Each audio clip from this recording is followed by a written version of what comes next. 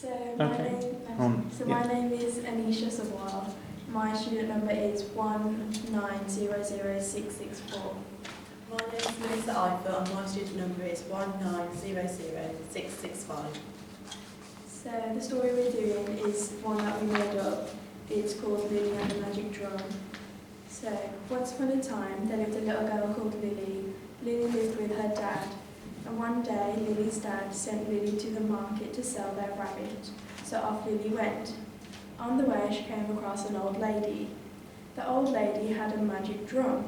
So Lily traded her rabbit for a magic drum.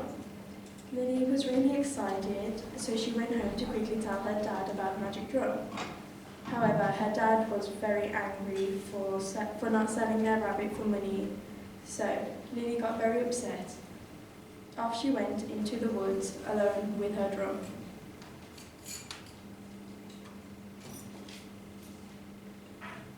Lily was in the woods and thought she'll try and test out the drum to see if it worked. So Lily tapped on the drums. 1, 2, 3, and out appeared a frog and said, what would you like your wish to be? So Lily wished for long hair, as long as Rapunzel. So the frog granted her first wish.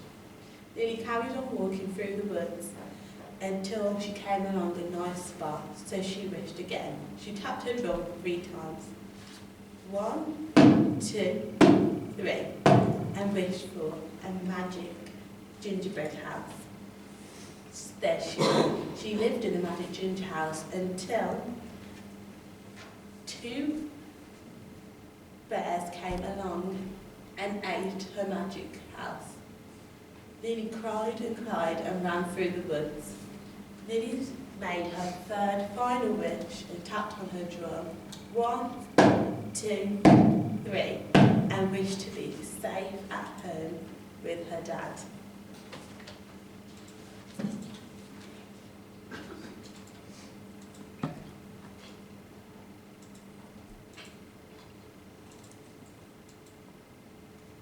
We made up a story suitable for children in reception.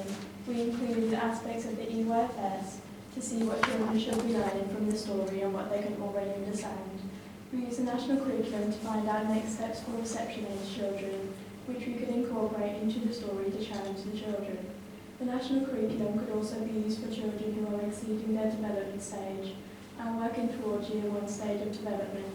We could ask children more complex questions or set up activities related to the story. We set 3 learning objectives. The first one was to make sure that each child understands that the story has a start, middle and end. Our second learning objective was to make sure that children should listen attentively, maintain attention and concentrate, sitting quietly during the appropriate activity. And our third learning objective was that children should participate in key events.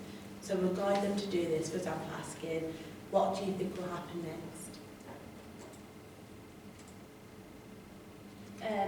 Our story linked to 2 theories, which was Piaget and Vygotsky. So Piaget's theory was the children who was telling the story to was at the preconceptual phase, which is 2 to 4 years old, which relies on symbolic play. For our story, we used props such as the animals and the drums, so that children can associate the images as like the symbols.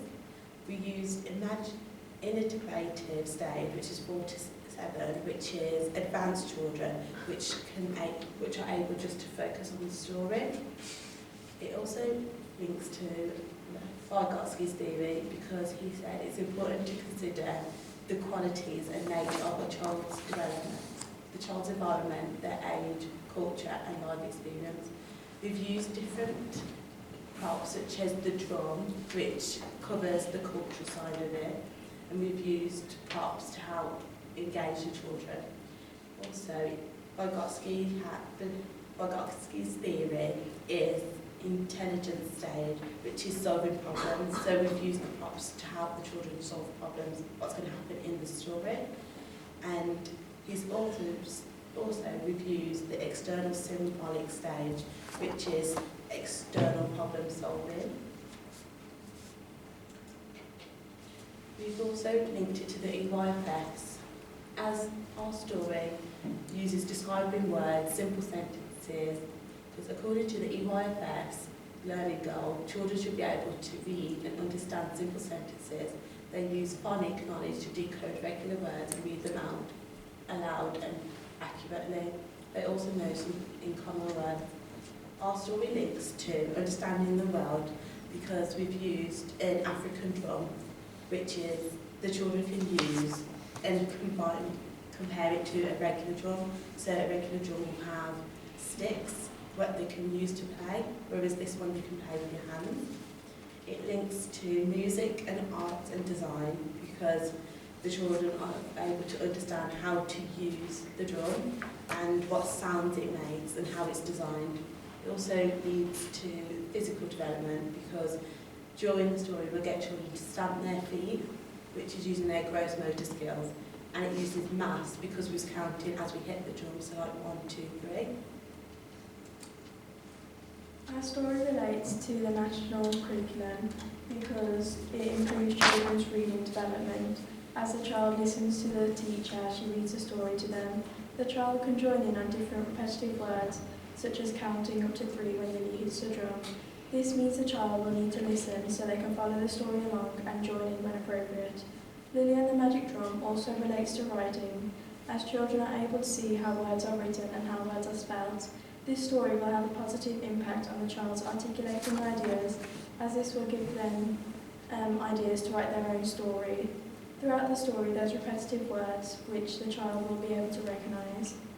And Lily and the Magic Drum also relates to spelling, vocabulary, grammar and punctuation, as the children are able to see how these are all used correctly. This is important because the child will need to develop these skills when writing their own stories.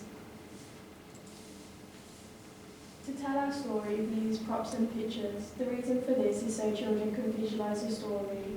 This is especially useful for children who have hearing impairments while learning English as a second language.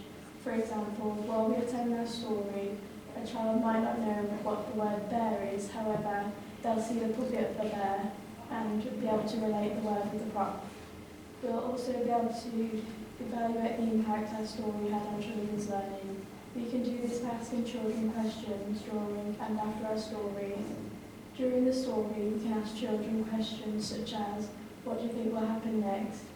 This will allow us to assess whether the child is paying attention and following the story, and it's another way for children to get involved and interact in the story. The children can use their senses as we ask the children what they can see, feel and hear in relation to each object. This will support their speaking and listening, as we will ask questions. For example, what do you think will happen next? And what do you think that you want to wish for? The child will need to listen to the question so they're able to answer it correctly. It supports listening by adding props, because if a child misses a section of the story, then they'll still be able to follow along because they'll see what's happening. And word association will support the child's speaking and listening, because sound effects will help the child to associate certain words with the noise.